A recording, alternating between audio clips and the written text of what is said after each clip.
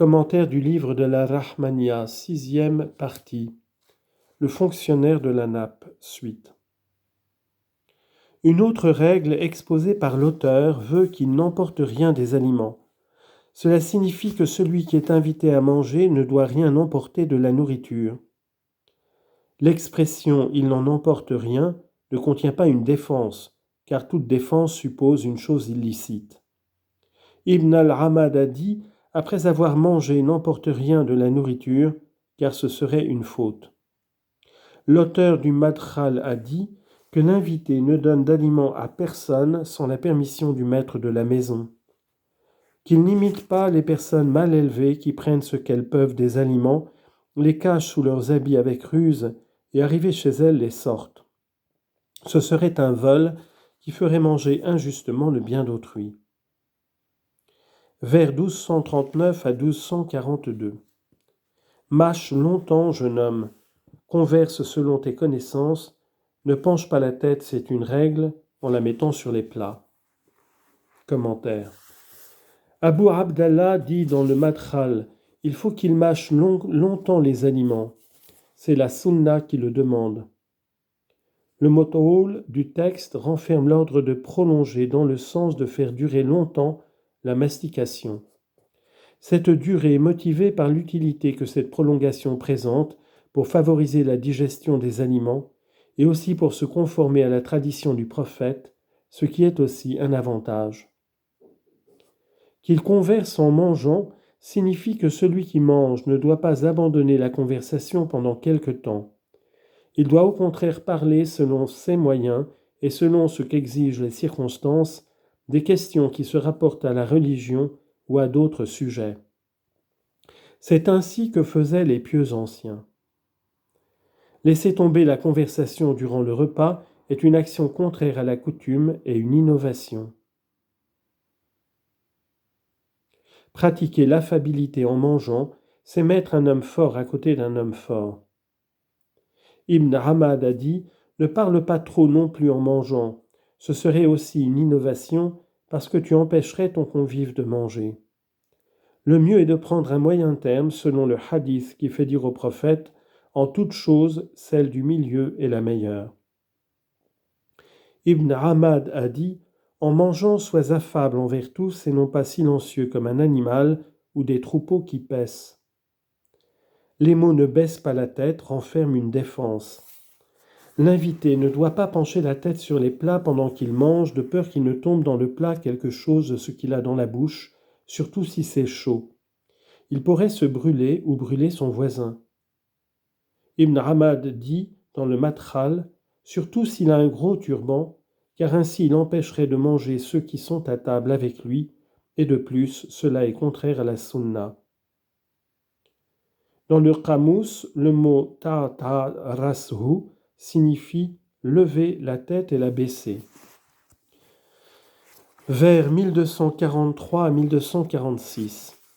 Il est illicite de manger après être rassasié. Tarde à boire en mangeant, évite de jurer, ne jette pas les écorces. Par ces mots, il est illicite, l'auteur expose qu'il y a 5 manières d'envisager la nourriture par rapport à la loi.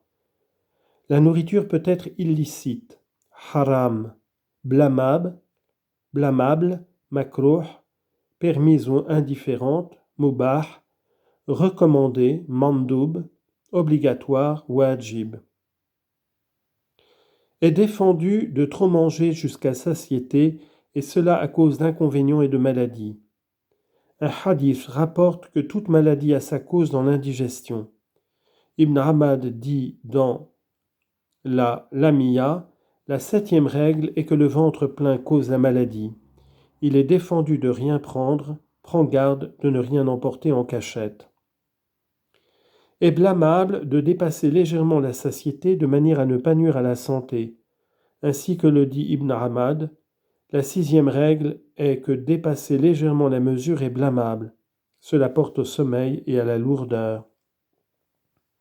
Est permis la satiété légale par laquelle celui qui mange acquiert des forces pour acquérir des mérites et travailler. est recommandable de manger suffisamment pour s'acquitter des prières ou des œuvres surrogatoires et pour enseigner la science et faire d'autres bonnes œuvres. Pour cela est permis de remplir le tiers de ses intestins.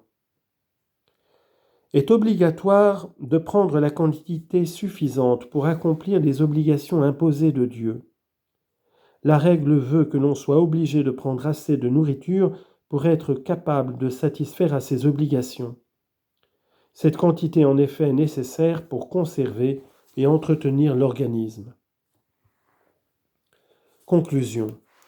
Al-Bukhari rapporte d'après Abu Huraira que le prophète a dit « Le musulman mange avec un seul intestin et l'infidèle avec 7. » Le mot mi'a, pluriel ama, signifie intestin.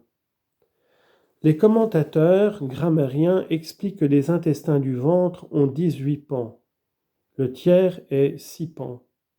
Celui qui mange ne doit pas remplir plus de 6 pans de ses intestins, c'est-à-dire le tiers selon le hadith cité ci-dessus. Ibn Ahmad a dit « Le tiers est de 6 pans, que cela te suffise, laisse donc les 2 autres tiers, car il n'est pas permis de les remplir. » Le Qadi Iyad explique que les intestins de l'homme se composent de l'estomac et de 3 intestins qui le suivent et lui sont rattachés. Ce sont le portier, le jeûneur et le grêle. Les 3 sont des intestins étroits.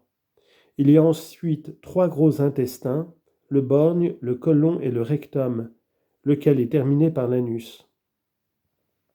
Le savant Zayn ad-Din al-Iraqi a énuméré en vers ces divers noms.